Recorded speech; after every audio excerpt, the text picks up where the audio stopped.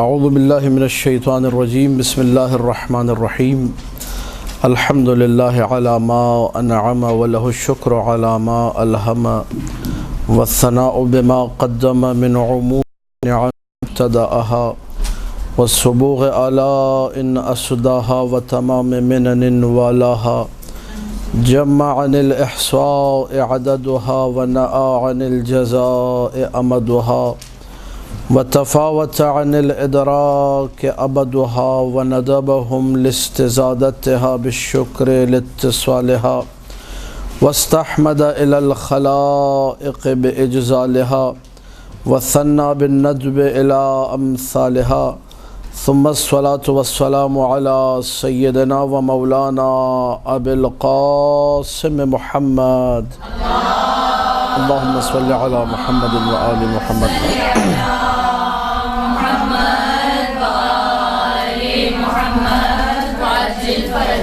وآلہ الطیبین الطاہرین المعصومین المظلومین المنتجبین الأخیار ولعنة اللہ علی اعدائهم الاشرار اما بعد فقال اللہ تبارک وتعالی فی کتابہ المبین بسم اللہ الرحمن الرحیم ويقول الذين كفروا لست مرسلا قل كفى بالله شهيدا بيني وبينكم ومن عنده علم الكتاب صلوات پڑھ دیجئے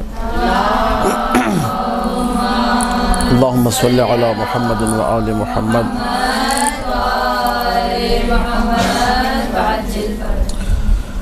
معجزات ائمہ سلام اللہ علیہم کے حوالے سے گفتگو تفصیلی جو ہے وہ گزر چکی ہے۔ بہرحال اب چونکہ ایام امام رضا سلام اللہ علیہ ہیں تو چاہا یہ ہے کہ مولا ہی کے حوالے سے کچھ گفتگو ہو اور وہ نصوص کچھ آپ کے سامنے ذکر کی جائیں جو آٹھویں مولا کی امامت پر دلالت کرتی ہیں، ان کی زندگی کا تھوڑا سا ایک خاکہ آپ کے سامنے پیش کیا جائے اور اس کے بعد کچھ معجزات آٹھویں مولا کے ذکر کر کے تاکہ آپ لوگ انشاءاللہ اگر آگے بیان کرنا چاہیں، جو خواتین مجالس وغیرہ پڑھتی ہیں تو وہ بھی انشاءاللہ ان معجزات کو آگے بیان کریں۔ معجزات ائمہ کو مجلس کی رونق ہوتے ہیں یہ معجزات۔ ایک دفعہ بآواز بلند صلوات پڑھ دیجیے اللہم صل علی محمد و آل محمد۔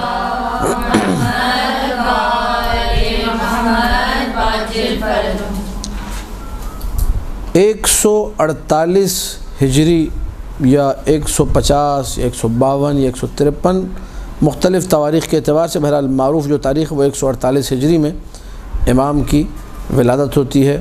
11 ذی القعدہ کو، ذی القعدہ کا مہینہ بھی ہم لوگ گزار رہے ہیں اور یہ مبارک ایام جو ہیں ہمارے سامنے ہیں۔ والدہ کا نام اب تکتم یا تکتم رضی اللہ تعالی عنہ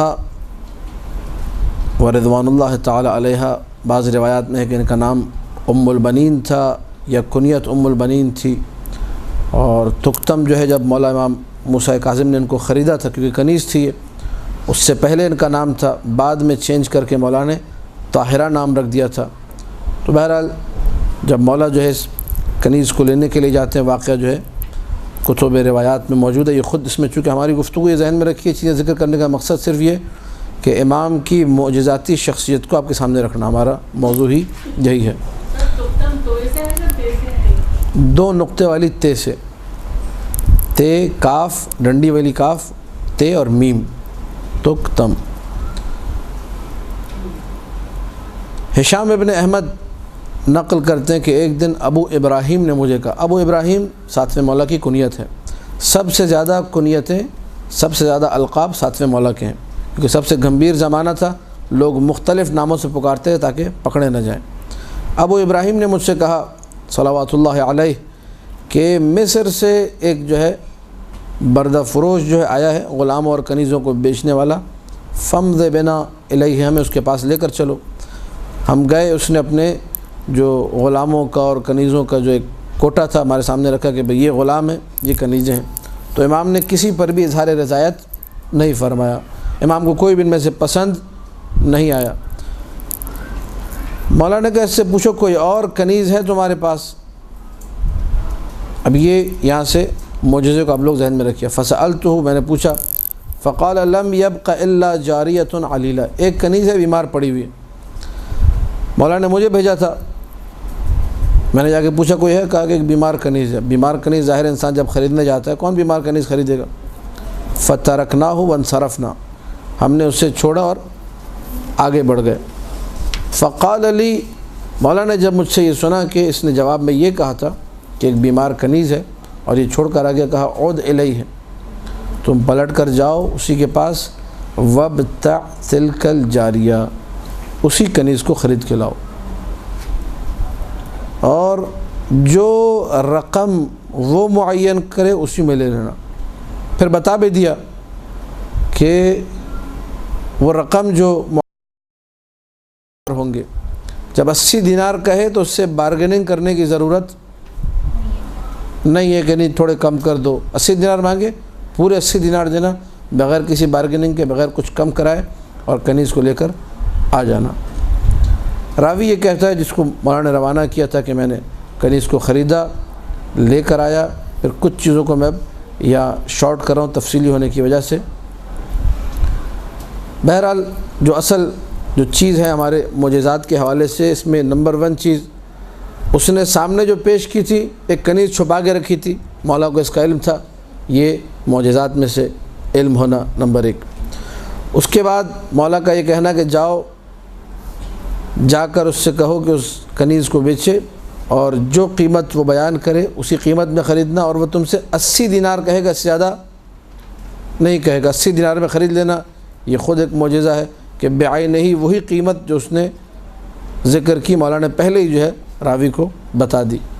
تو اس سے پتہ یہ چلتا ہے کہ یہ ہمارے دلوں کی جو باتیں ہوتی ہیں، ائمہ سلام اللہ علیہم باذن اللہ اس کو جانتے ہیں۔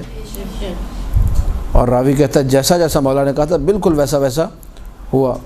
کنیز کو لے کر آئے تو اس نے چلتے وقت جس بندے نے بیچا تھا، جو بردہ فروش تھا، اس نے یہ کہا کہ ہم نے جب اس کنیز کو لیا تو ہمیں کنیز جس نے یہ دی تھی، اس نے کہا کہ جس شخص کے پاس یہ کنیز جائے گی اور جا کر اس کے پاس جب رہے گی تو روئے زمین کا جو سب سے بہترین غلام ہوگا، غلام اب تعبیر عربی کی تعبیر ہے لیکن اردو میں ہم لوگ کہہ سکتے ہیں لڑکا، روئے زمین کا سب سے بہترین بچہ یا بہترین لڑکا جو ہے اس کنیز کے بطن سے روئے زمین پر آئے گا، جو مشرق اور مغرب سب کا آقا اور سردار ہوگا۔ اور جب مولا لے کر آئے ساتھ میں مولا اس کنیز، اس کا نام تکتم تھا، تو کچھ عرصے بعد یہ کنیز حاملہ ہوتی ہیں اور والدہ بنتی ہیں امام علی ابن موسیٰ رضا علیہ السلام کی۔ اللہم صلی علی محمد و آل محمد۔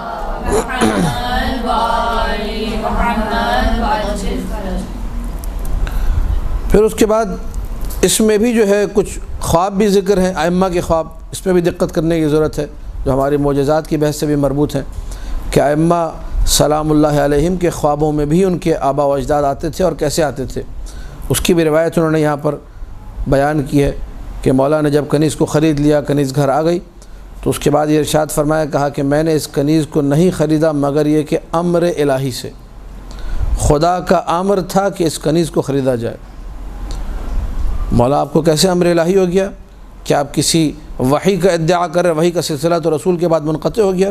یہ سارے وہ سوالات تھے جو لوگوں کے ذہنوں میں تھے، اس کی تفسیر کرتے ہوئے اور جواب دیتے ہوئے مولا نے کہا بینا انا نائم، میں سو رہا تھا، اذ اتانی جدی و ابی، میرے جد اور میرے بابا دونوں میرے خواب میں آئے، اور ان کے ساتھ ایک ریشم کا جو ہے کپڑا تھا، اس کو پھیلایا، وہ ایک قمیض کی مانند تھا، اس قمیض میں جو ہے امام کی والدہ کی تصویر موجود تھی۔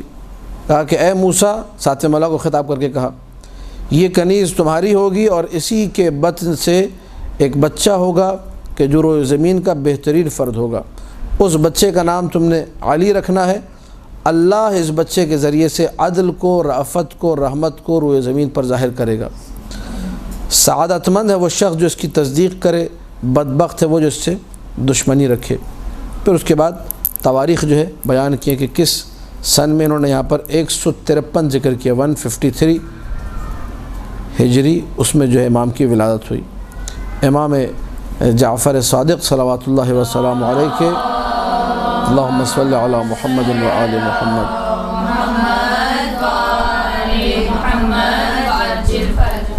ان کی شہادت کے 5 سال بعد پورے، یعنی چھٹے مولا کی شہادت کے پورے 5 سال بعد 8ویں مولا کی ولایت ہوتی ہے۔ اور ولایت کیسے ہوتی ہے؟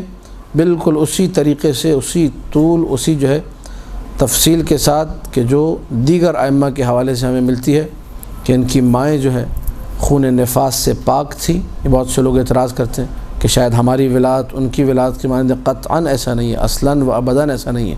معصومین کی تمام مائیں پہلے امام سے لے کر آخری امام تک، ہر امام کی ماں خون نفاس سے مکمل طور پہ پاک ہے۔ وہ تمام کی تمام گندگیاں اور غلاظتیں جو ہماری ولایت میں ہوتی ہیں، نعوذ باللہ من ذالک، اگر کوئی تصور بھی کرے ائمہ کی ولایت کے حوالے سے تو اس نے توہین کی، اس کو استغفار پڑھنا چاہیے، خدا کے ساتھ بارگاہ میں توبہ کرنی چاہیے۔ اسی وجہ سے پھر پھڈے ہوتے ہیں، ولادت کہو، ظہور کہو، یہ کہو، وہ کہو۔ لوگ لفظ ولادت سے شاید اس طرف چلے گئے کہ شاید ولادت، میری بھی ولادت ہوئی ہے، امام کی بھی ولادت ہوئی ہے، اپنی ولادت کو دیکھتا ہے گندی ولادت، تو اس سے وہ چلا جاتا ہے اس طرف کہ شاید امام کی نعوذ باللہ ولادت ایسی ہوئی ہے۔ لہٰذا اس چکر میں انہوں نے ولادت کے لفظ کو چھوڑ کر ظہور کی طرف جانا شروع کیا، جبکہ اگر ان کو یہ بات بتائی جاتی کہ بابا جو آپ سوچ رہے ہیں وہ غلط ہے، لفظ ولادت کو ہمارے ائمہ نے استعمال کیا ہے، لفظ ولادت کو روایات میں استعمال کیا گیا، لفظ ولادت کو قرآن میں استعمال کیا گیا۔ معصوم نبی کے لیے حضرت مریم بتول تھی یا نہیں تھی؟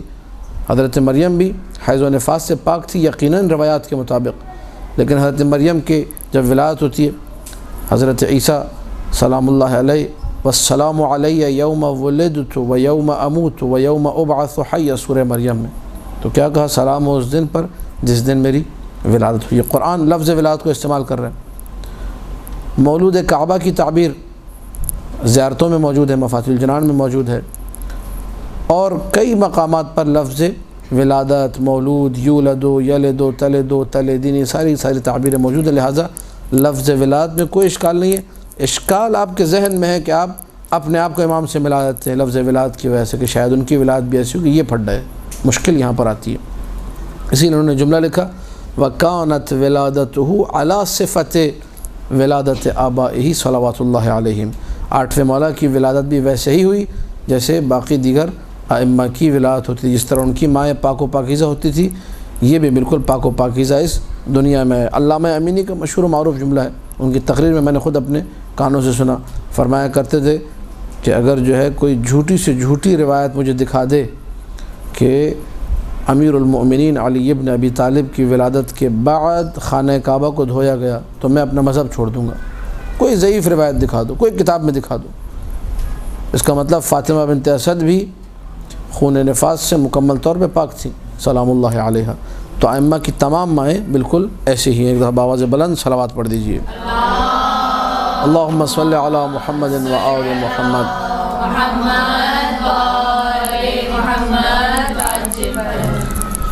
7ویں مولا کی زندگی آپ لوگوں کے سامنے کہ کس سختی کے عالم میں زندگی بسر کی ہے۔ لا یزال ینقل من سجن الی سجن، مسلسل کئی سال مولا کو ایک زندان سے دوسرے زندان شفٹ کیا جاتا رہا، منتقل کیا جاتا رہا، اور ایسے میں گھر والوں کا کیا عالم تھا رو رو کر، بیٹیوں کا کیا عالم تھا رو رو کر، وہ ساری کی ساری چیزیں آپ لوگ مصائب میں سنتے ہیں۔ بہرحال چونکہ ہماری گفتگو معجزات کے حوالے سے، تو چند جملے یہاں پر اسی حوالے سے کہ 8ویں مولا کا دستور یہ تھا کہ جب آخری ایام تھے، آخری 3-4 سال، اس میں امام رضا علیہ السلام گھر کے دروازے کے قریب اپنا بستر لگایا کرتے تھے، جس کو روایات میں دہلیز سے تعبیر کیا گیا ہے کہ مسلسل گھر والوں کو بھی ایک ڈھارس رہے کہ بستر دروازے پہ لگا، شاید اپنے بابا کے منتظر ہیں۔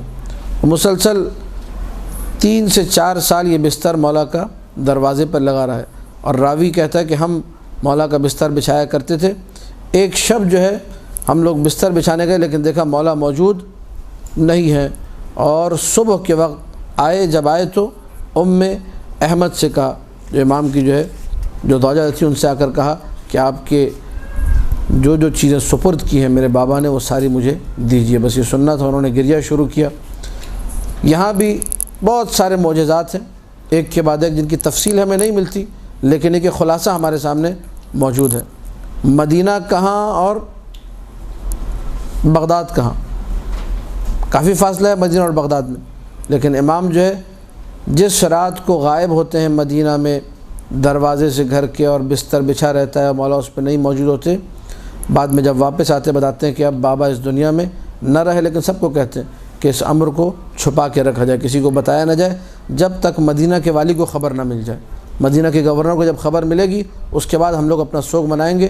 یہ بھی ایک مصیبت بھی تھی کہ باپ کی شہادت کا علم ہونے کے باوجود ماتم نہیں کر سکتے تھے، گریے کی صدا کو بلند نہیں کر سکتے تھے حکم امام کے تحت۔ اس کے بعد انسان جب ان سارے کے سارے معجزات میں غور کرتا ہے، سمجھ میں آتا ہے کہ یہ ہستیاں جو ہیں ہماری سمجھ میں آنے والی نہیں ہیں۔ فضائل کے اعتبار سے دیکھیں تو سمجھ میں نہیں آتی، مصائب کے اعتبار سے دیکھیں تو بھی سمجھ میں نہیں آتی۔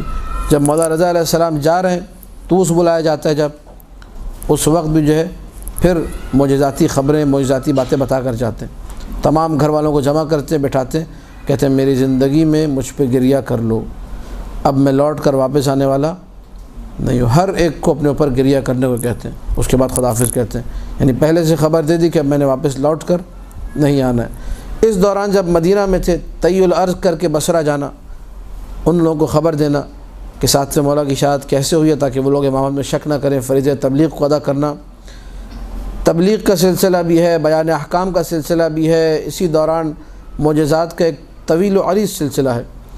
تو ان تمام معجزات کو دیکھنے کے بعد انسان کہے کہ بھئی یہ والی حدیث ضعیف، وہ والی ضعیف، تیسری ضعیف، چوتھی ضعیف، نہیں، تواتر اجمالی سے ان معجزات کی صحت ہمارے سامنے آ جاتی ہے کہ ہمارے ائمہ سلام اللہ علیہم مسلسل جب ایک کے بعد ایک یہ معجزات دکھا رہے ہیں، اس کے بعد یہ کہ انسان کو پھر معجزات میں شک نہیں کرنا چاہیے۔ ایک اور جو ہے معجزہ جو کہ فضیلت کی بھی روایت ہے، معجزے کی بھی روایت ہے، علی ابن حمزہ ابی حمزہ بطائنی جو کہ فرقہ واقفیہ سے تھا، 7ویں مولا کی شہادت کے بعد اس بدبخت نے اپنا گروہ بنا لیا، کہا کہ یہ 7ویں جو مولا تھے یہی امام مہدی تھے، اور یہ ان کی شہادت نہیں ہوئی، پردہ غیبت میں چلے گئے، یہی لوٹ کر واپس آئیں گے۔ امام رضا علیہ السلام کی امامت کا انکار کر دیا تھا، اور امام موسیٰ کاظم کو جو لوگوں نے کنیزیں خمس میں بھجوائی تھی، ان کنیزوں پہ اس نے قبضہ کیا، ان سے نعوذ باللہ زنا بالجبر کیا، سارے مال امام پر اس نے قبضہ کیا، مال امام کو اس نے حرام کیا، اور 8ویں مولا نے فرمایا کہ جب یہ مرے گا تو تا قیام قیامت اس کی قبر میں آگ بھری رہے گی۔ بدبخت آدمی تھا، امام کی امامت کا منکر تھا۔ تو یہ علی ابن ابی حمزہ بطائنی، زیاد قندی، ابن ابی سعید عطری، یہ 3 لوگ جو ہے امام رضا کے پاس پہنچے اور کہنے لگے کہ انت الامام، آپ امام ہیں۔ اب ظاہر ان کا لہجہ درست نہیں تھا، بدتمیز لوگ، امام کی امامت کے منکر لوگ۔ امام نے جواب دیا نعم، ہاں میں ہی امام ہوں۔ تو انہوں نے کہا کہ آپ ہارون الرشید سے ڈرتے نہیں؟ ما تخاف ما قد وعدک بہ ہارون الرشید وما شہر نفسہ احد من آبائک بما شہرتہ بہ انت۔ آپ کے آبا و اجداد نے کسی نے اپنے آپ کو اس طریقے سے مشہور نہیں کیا کہ ہمیں امام چھپ چھپا کے رہتے تھے، آپ کیوں اپنے آپ کو امام کے طور پہ پریزنٹ کر رہے ہیں؟ تو امام نے جواب میں یہ جملہ کہا، بڑا عجیب جملہ ہے اور بہت پیارا جملہ، کہا کہ ایک دن ابو جہل نے آ کے نبی سے کہا تھا کہ انت نبی، تم نبی ہو؟ اللہ کے رسول نے کہا نعم میں نبی ہوں۔ کہا مجھ سے ڈرتے نہیں، میں ابو جہل ہوں۔ کہا کہ اگر تم یأتینی منک سوء، اگر تم کچھ میرا بگاڑ سکے تو میں نبی نہیں ہوں۔ یہ جملہ مولانا نے کوٹ کیا رسول اللہ کا کہ ابو جہل نے آ کر پوچھا تھا کہ آپ نبی ہیں؟ کہا کہ ہاں میں نبی ہوں۔ کہا مجھ سے نہیں ڈرتے؟ کہا اگر تم کچھ بگاڑ سکو تو پھر میں نبی نہیں ہوں۔ کہا آج میں اسی نبی کا بیٹا علی ابن موسیٰ رضا تم سے کہہ رہا ہوں کہ ہارون اگر کچھ میرا بگاڑ سکے تو پھر میں بھی امام نہیں ہوں۔ یہ معجزاتی خبر ہے جو 8ویں مولا نے دی، اور ہارون جو ہے امام کے حوالے سے کچھ نہیں کر سکا، یہاں تک کہ لوگ شکایتیں لے کر گئے ہارون رشید کے پاس کہ یہ موسیٰ کاظم کا بیٹا ہے اور وہ امامت کا سلسلہ اس کا مدعی ہے اور لوگوں کو آپ کے خلاف بھڑکائے گا، شکایتیں لگانا، ساری کی ساری باتیں کرنا۔ تو اس وقت ہارون رشید نے جو ہے کہا کہ تم کیا چاہتے ہو کہ میں سارے سادات کو قتل کر دوں؟ میں یہ کام نہیں کر سکتا، بس ایک ہم نے موسیٰ کاظم کو قتل کر دیا، ہمارے لیے بس اتنا ہی کافی ہے۔ امام رضا کی طرف اس نے میلی آنکھ سے دیکھنا بھی تمام تر شکایتوں کے باوجود پسند نہیں کیا۔ مولا پہلے ہی فرما چکے تھے وہ قطعاً ایسی حرکت نہیں کرے گا۔ بآواز بلند صلوات پڑھ دیجئے۔ اللہم صلی علی محمد و آل محمد۔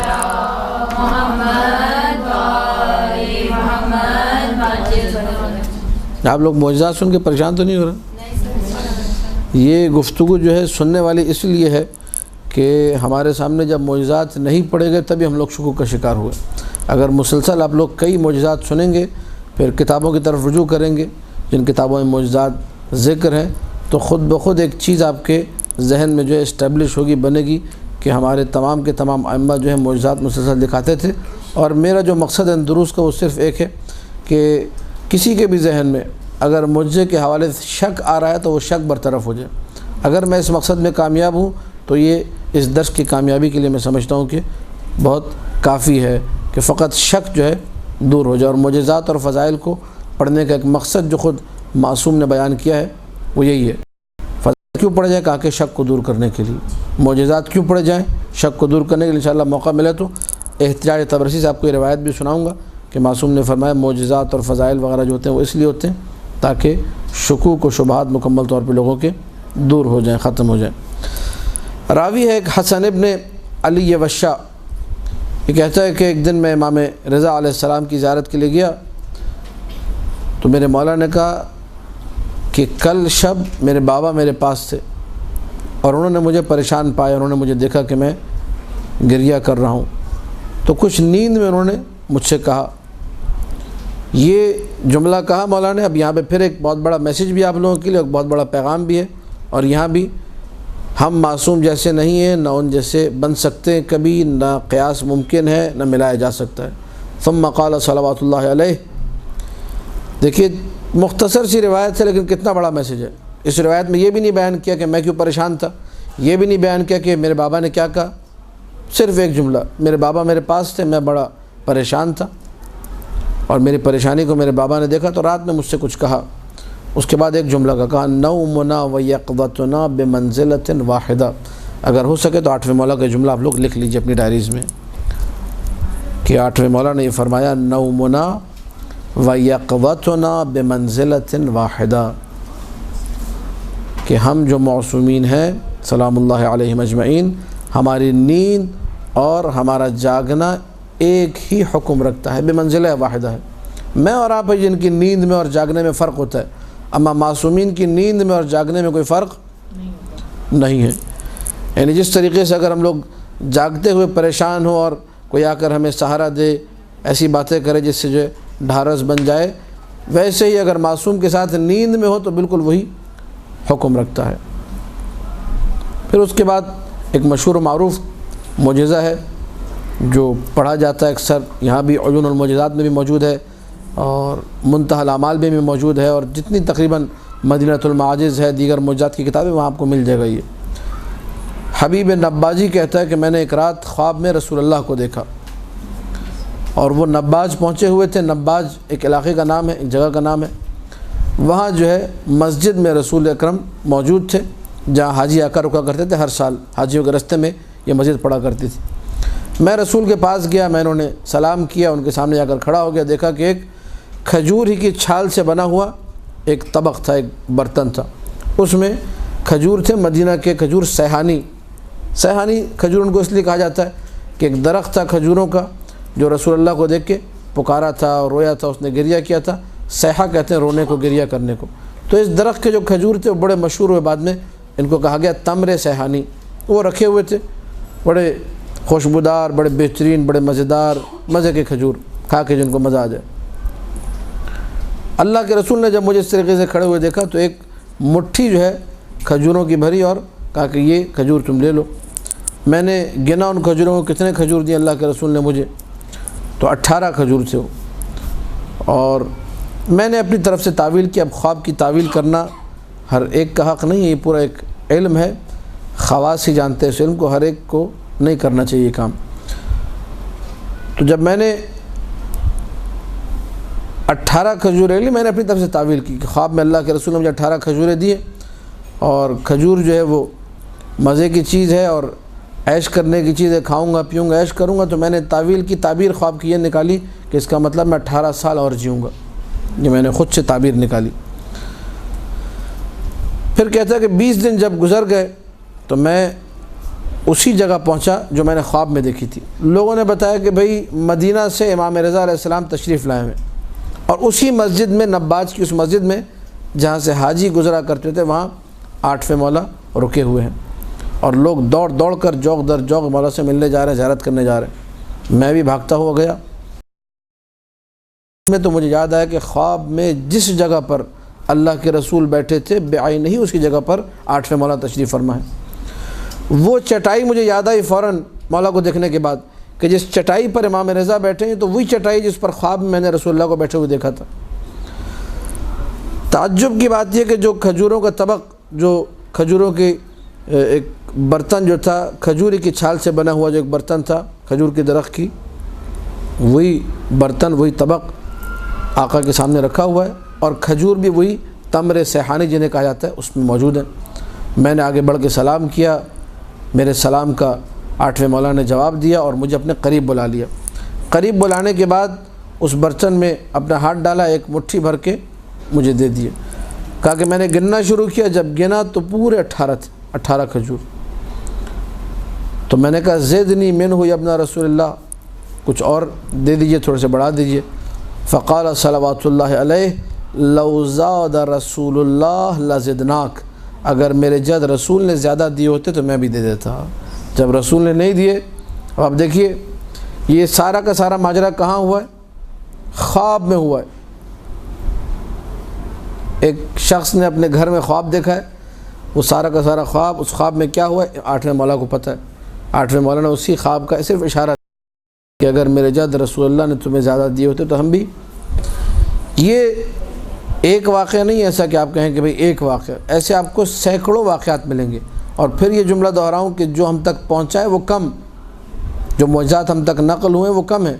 نہ جانے کتنے معجزات ایسے ہیں جو کتابوں کی زینت نہیں بنے، جو ہم تک نہیں پہنچے۔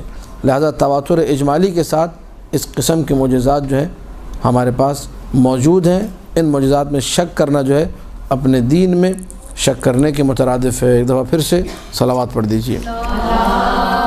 اللہم صلی علی محمد و آل محمد۔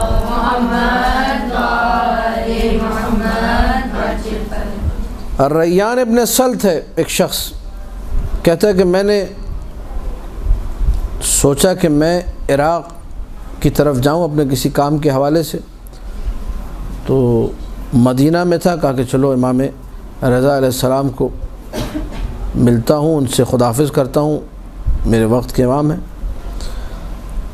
جاتے ہوئے یہ سوچ رہا تھا وقت کے امام ہیں، ان سے کہوں گا کہ اپنا ایک لباس مجھے دے دیں تاکہ اگر مرا گیا تو یہی میرا کفن بنے گا، اور کچھ درہم دے دیں، مجھے اپنی بچیوں کے لیے انگوٹھیاں بنوانی ہیں، تو ان درہموں سے میں اپنی بچیوں کے لیے انگوٹھیاں بنواؤں گا۔ یہ ایک امام کے عاشق کی، امام کے چاہنے والے کی خواہش ہے، اور یہ آج کے دور میں بھی ہوتا ہے کہ انسان زیارت پہ جاتا ہے 10 باتیں سوچ کر، کہ مثلا وہاں جا کے مولا سے یہ مانگوں گا، وہاں جا کے یہ مانگوں گا، کربلا میں یہ دعا مانگوں گا، وہ مانگوں گا۔ وہاں کربلا پہنچ کے انسان سب بھول جاتا ہے، اس قدر گریا کرتا ہے، وہاں پہنچ کے اتنے آنسو بہاتا ہے، صلی اللہ علیہ یا ابا عبداللہ کہتا ہے، رونا شروع کر دیتا، اس کو پھر کچھ یاد نہیں رہتا اس کو کہ میں کیا مانگنے آیا تھا، یہاں کیا لینے آیا تھا۔ اس کے ساتھ بھی کچھ ایسا ہی سلسلہ ہوا، کہنے لگا جب مولا کو دیکھا بے اختیار آنکھوں میں آنسو آ گئے، الوداع کہا تو بے اختیار آنکھوں میں آنسو، اور آنسو اور غم کی جو کیفیت تھی کہ اپنے مولا کو چھوڑ کر جا رہا ہوں، تو میں بالکل بھول گیا کہ میرے ذہن میں یہ بھی تھا کہ میں نے ایک لباس مانگنا ہے کفن کے لیے، میرے ذہن میں یہ بھی تھا کہ اپنی بچیوں کے لیے میں نے کچھ درہم مانگنے ہیں جن سے میں انگوٹھیاں بناؤں گا۔ خدا حافظ کر کے میں چل دیا، جدا ہو گیا مولا سے۔ جب تھوڑا سا آگے بڑھا تو پکار کر کہا یا ریان ارجع، ریان واپس آ جاؤ۔ مولا کا حکم تھا، واپس لوٹا میں، جی۔ کہا کہ اما تحب ان ادفع الیک قمیصا، کیا تمہیں اچھا نہیں لگے گا کہ اپنی ایک قمیص میں تمہیں دے دوں، جب تمہاری موت آئے تو یہ تمہارے لیے کفن بنے۔ پھر اس کے بعد کہا اما تحب ان ادفع الیک دراہم تسوغ منها لبناتک خواتیم، تمہیں ایک میں کچھ درہم ایسے دے دو جن کی وجہ سے تم جن درہموں کے ذریعے سے، دراہم کے ذریعے سے اپنی بچیوں کے لیے انگوٹھیاں بنا سکو۔ حیران و پریشان ہے ریان کہ میں نے تو کچھ کہا ہی نہیں۔ فقلت یا سیدی قد کان فی نفسی ان اسألک ذلک، مولا میرے ذہن میں تھا کہ آپ سے مانگوں یہ ساری کی ساری چیزیں، لیکن آپ کو دیکھ کر ساری چیزیں بھول گیا۔ آپ کے جو فراق کا غم ہے کہ آپ کو چھوڑ کر جا رہا ہوں میں عراق کی طرف، سب کچھ میں بھول گیا۔ یہ جملہ میں نے مولا سے کہا، مولا نے ایک تکیہ جس پہ ٹیک لگائی ہوئی تھی مولا نے، اس تکیے کو اٹھایا اور اس کے نیچے سے کچھ دراہم نکالے، میں نے گنا 30 درہم سے پورے، جس سے میری بیٹیوں کی انگوٹھیاں آسانی سے بن جاتی تھی۔ اپنا ایک لباس مولا نے مجھے دیا، وہ لباس لے کر میں مولا سے رخصت ہوا۔ اب یہ پھر وہی والی بات کہ اس شخص نے ذکر نہیں کیا، مولا کو رخصت کر کے ودا کر کے جا رہا تھا، امام نے اس کو بلایا اور بعینہ ہی جتنی ضرورت تھی اتنے درہم بھی دیے اور لباس بھی عطا کیا، بن مانگے اس کو عطا کیا۔ اور ایسے معجزات ہمیں اس قدر ملتے ہیں کہ یہ باقاعدہ ایک موضوع ہے کہ انسان سوال نہ کرے، سوال کیے بغیر اسے اہل بیت علیہ السلام عطا کر دیتے ہیں۔ ہر امام کا تقریباً واقعہ ہے۔ علی ابن یقطین کا میں نے ادھر ہی ذکر کیا تھا کہ اپنے گھر میں بیٹھ کر سوچ رہے تھے ابھی مولا کو لکھوں اور ایک سوال لکھ کے بھیجوں کہ اس کا جواب کیا ہے۔ ابھی گھر میں ایک پرچے پہ سوال لکھا، ابھی بھیجا نہیں ہے، ابھی ادھر سوال مکمل ہوا نہیں تھا کہ کسی نے دق الباب کیا۔ کون ہے بھائی؟ کہا کہ یہ موسیٰ کاظم نے آپ کے لیے جواب بھیجوایا، آپ نے جو سوال ابھی لکھا ہے اس گھر میں اس کا جواب آ گیا ہے۔ تو اس قسم کے بہت سارے واقعات ہیں۔ اس کا مطلب یہ ہے کہ ان کی کائنات پر نگاہ ہے، یہ دیکھ رہے ہیں کہ میں اور آپ کیا کر رہے ہیں۔ ان ساری کی ساری باتوں کو کرنے کا ایک اہم مقصد ان معجزات کے اندر جو مجھے نظر آتا ہے، آپ کو بھی نظر آنا چاہیے، کہ ایک شخص گھر سے چلا کچھ سوچ کے، امام کے پاس پہنچا، بھول گیا، امام نے اس کی خواہش پوری کر دی۔ ایک شخص ہے جو گھر میں کچھ لکھ رہا ہے کہ مولا مجھے جواب دیں گے، اس نے لکھ کر بھیجا نہیں ہے، اس کو جواب مل جاتا ہے۔ ایک شخص ہے جو خواب میں کچھ دیکھ رہا ہے، مولا اس کو خواب کو بتا دیتے ہیں۔ ان تمام واقعات سے آپ لوگ کیا درک کرتے ہیں؟ تھوڑا سا معجزات کو سننے کے بعد انسان اس کو انالائز کرے، اس میں غور و خوض کرے، اس کو ایک ڈیپلی بالکل گہرائی میں جا کر سوچے اس معجزے کے حوالے سے میرے لیے کیا میسیج۔ ہماری ایک مشکل یہ بھی ہے کہ ہم لوگ صرف جو ہے تبلیغی نکات اور جو ایسے میسیج جن کے اندر جو ہے ڈرایا جا رہا ہوتا ہے، کسی کو سنایا جا رہا ہوتا ہے، بس سمجھتے بس یہی تبلیغ ہے۔ نہیں، اس کے اندر بھی تبلیغ، بلکہ سب سے بڑی تبلیغ ان معجزات کے اندر ہمارے لیے موجود ہے اگر ہم لوگ غور کریں۔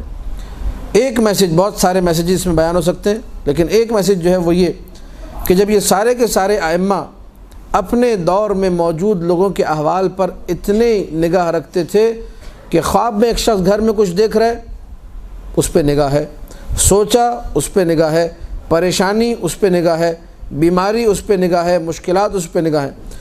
میرا اور آپ کا کیا عقیدہ ہے امام زمانہ کے حوالے سے، اس میں سوچنے کی ضرورت ہے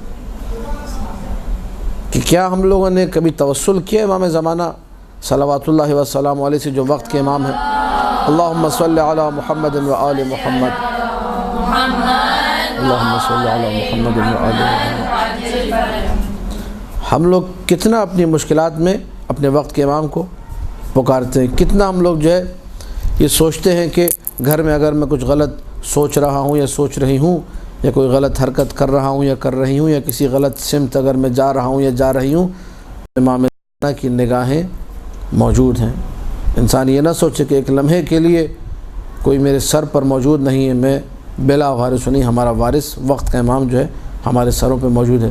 ان معجزات کو ذکر کرنے کا ایک اہم ترین مقصد یہ ہے کہ میں اور آپ متوجہ رہیں کہ ہمارے کسی عمل سے معصومین سلام اللہ علیہم غافل نہیں ہیں۔ قل اعملوا، قرآن کی آیت ہے، قل اعملوا، اے رسول ان سے کہہ دیجئے کہ تم لوگ عمل کرو، فسیر اللہ عملکم، اللہ تمہارے عمل کو دیکھے گا، ورسولہ، اور رسول دیکھے گا، والمؤمنون، اور مؤمنین تمہارے اعمال کا نظارہ کریں گے۔ روایت میں چھٹے مولا نے فرمایا کہ مؤمنین ہم ہیں، تمام شیعوں کے اعمال ہمارے سامنے پیش کیا جاتے ہیں، یعنی ائمہ سلام اللہ علیہم کے سامنے۔ پھر روایت میں یہ بھی بیان ہوا پیر کے دن، بدھ کے دن، جمعرات کے دن، جمعے کے دن، شب جمعہ، یہ خاص وہ اوقات ہیں کہ جن میں ہمارے اعمال جو ہے وقت کے امام کے سامنے پیش ہوتے ہیں کہ مولا آپ کے شیعوں نے اس ہفتے میں یہ اعمال انجام دیے۔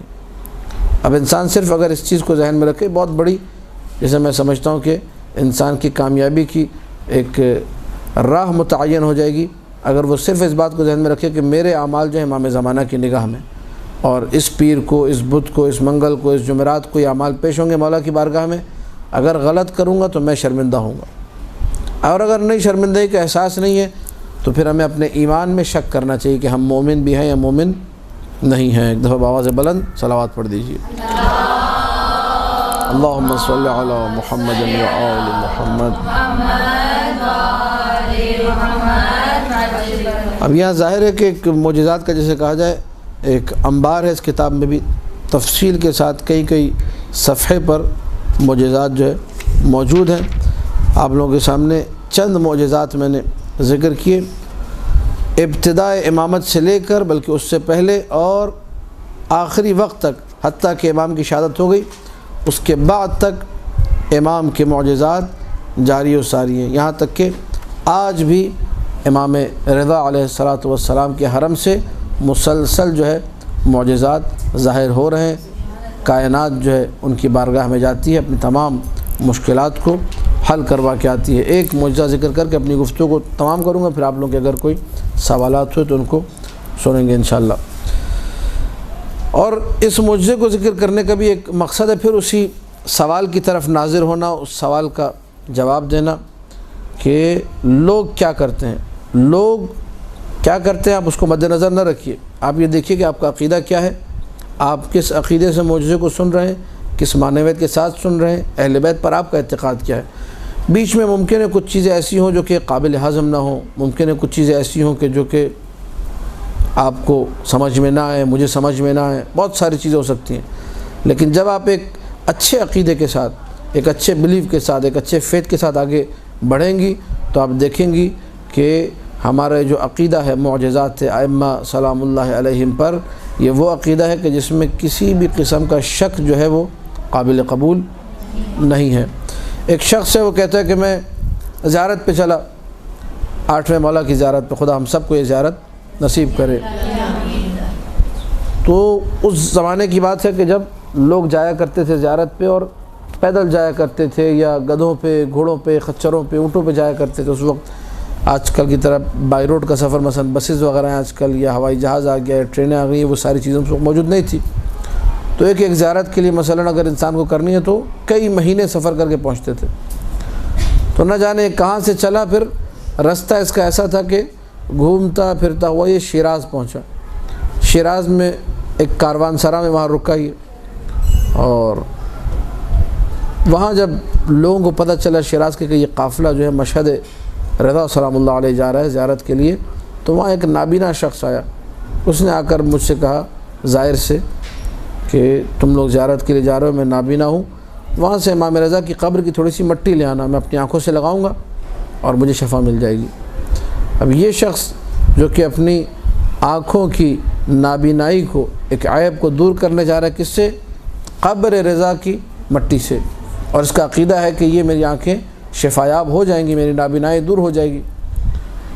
وصیت کی، بار بار تاکید کی، بھول نہ جانا، امام رضا کی قبر کی مٹی میری مشکل حل کر سکتی ہے، میرے پاس اور کوئی علاج نہیں ہے، چاروں طرف سے مجھے لا علاج قرار دیا چکا، وغیرہ وغیرہ۔ چلے گئے جی مشہد، وہاں پہنچے، کاروان کو لوٹ لیا گیا۔ مشکلات پیش آتی ہیں، آج بھی مشکلات ہیں۔ کتنے بیچارے زائرین زیارت اربعین کے لیے گئے، پتہ چلا کاروان سالار بھاگ گیا، نہ ہوٹل کا پتہ، نہ کھانے کا پتہ، نہ پینے کا۔ ایسے لوگ بھی زیارت کر کے ہیں۔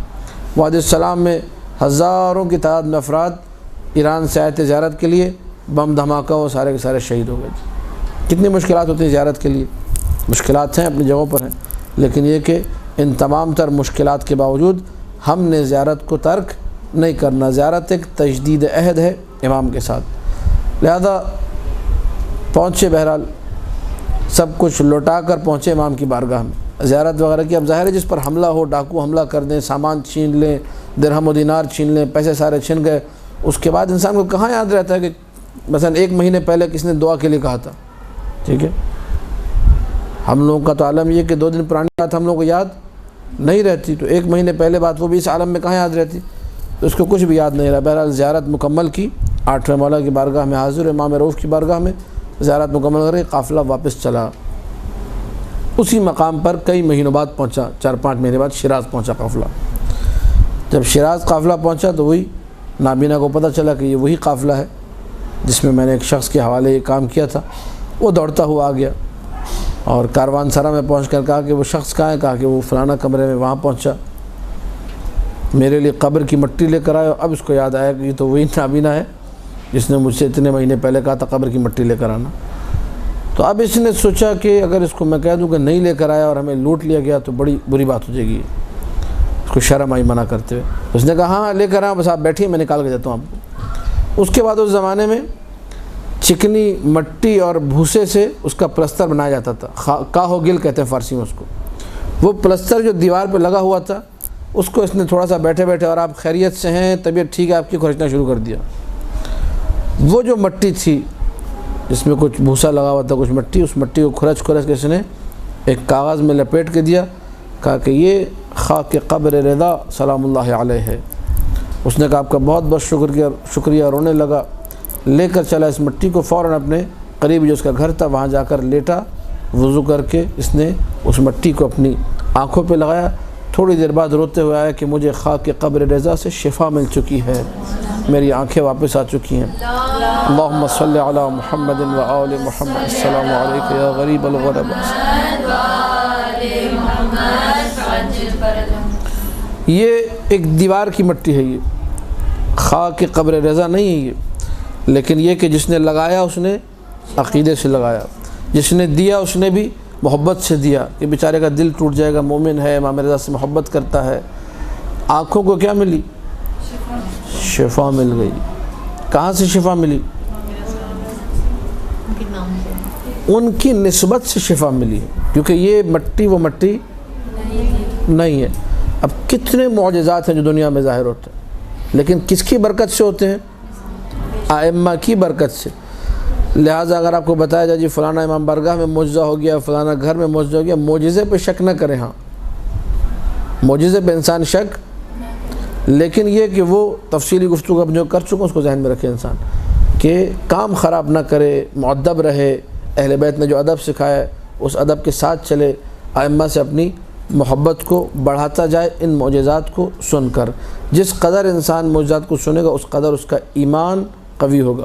پرانے زمانے میں لوگ جو ہے معجزات کو دیکھتے تھے، ایمان قوی ہوتا تھا۔ زمان غیبت کے لوگوں کی فضیلت کی نشانی یہ ہے کہ وہ معجزات اگر نہ بھی دیکھیں، سن کر اپنے ایمان کو قوی کرتے ہیں۔ یہ آپ کا ایک امتیاز ہے جو باقی زمانے کے لوگوں کے لیے موجود نہیں ہے، کہ آپ لوگ امام رضا علیہ السلام کا ایک معجزہ سنتے ہیں، آنسو بہاتے ہیں، گریہ کرتے ہیں، توجہ کرتے ہیں اس پر، خود وہ معجزہ نہیں دیکھا، لیکن بہت سارے لوگ ایسے جن کی زندگی میں ان کے ساتھ معجزات ہوئے ہیں، انہوں نے اپنی آنکھوں سے دیکھے ہیں۔ آج بھی یہ معجزات قبور ائمہ سے نمودار ہو رہے ہیں۔ دعا ہے خداوند متعال سے کہ ہم سب کو جس قدر ہو سکتا ہے ان معجزات کو پڑھنے کی اور ان معجزات میں تأمل کرنے کی۔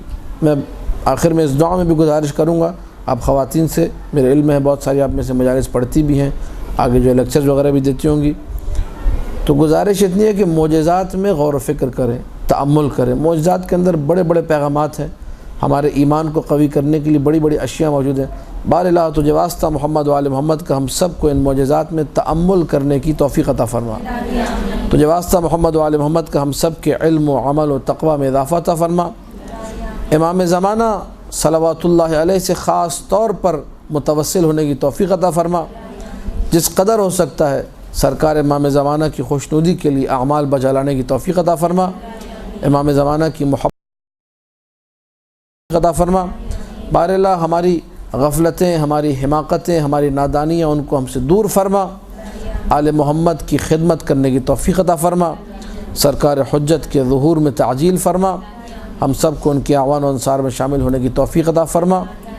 ایک دفعہ جو لوگ امام رضا علیہ السلام کی زیارت کرنا چاہتے ہیں تو بآواز بلند صلوات پڑھ دیجیے۔ اللہم صلی علی محمد و آل محمد۔